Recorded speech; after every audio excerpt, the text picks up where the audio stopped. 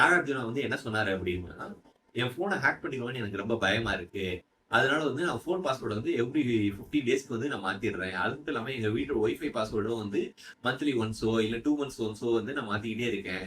இன்னொன்னு double factor ஆத்தென்டிகேஷன்லாம் வந்து use பண்றேன் அப்படின்னு வந்து தெலுங்கானால நடந்த ஒரு ஃப்ராட் அவேர்னஸ் மீட்டிங்ல வந்து வந்து சொல்லியிருக்காங்க. இவ்வளவு பெரிய செலிபிரிட்டி அவரே வந்து வந்து என்ன சொல்றதுன்னா பாஸ்வேர்ட் சேஞ்ச் பண்றத பத்தி வந்து சொல்லியிருந்தது வந்து ஒரு மிகப்பெரிய விஷயம். இன்னொன்னு இல்லாம இது மட்டும் இல்லாம அவர் வேற என்ன சொல்லியிருக்காரு அப்படின்னா, என்னோட க்ளோஸ் ரிலேஷன் ஒருத்தவங்க வந்து என்ன பண்ணிருக்காங்க, டிஜிட்டல் அரெஸ்ட்னால ஒரு 6 to 7 ஹவர்ஸ் டிஜிட்டல் அரெஸ்ட்ல இருந்திருக்காங்க. அவங்களுக்கு என்ன அப்படின்னா, ஈரான்ல இருந்து உங்களுக்கு வந்து ஒரு பார்சல் வந்துருக்கு. அதுல கொக்கைன் ட்ரக்ஸ்லாம் இருக்கு அப்படின்னு சொல்லிட்டு அவரை மிரட்டி 6 to 7 ஹவர்ஸ் வந்து டிஜிட்டல் அரெஸ்ட் வச்சிருக்காங்க.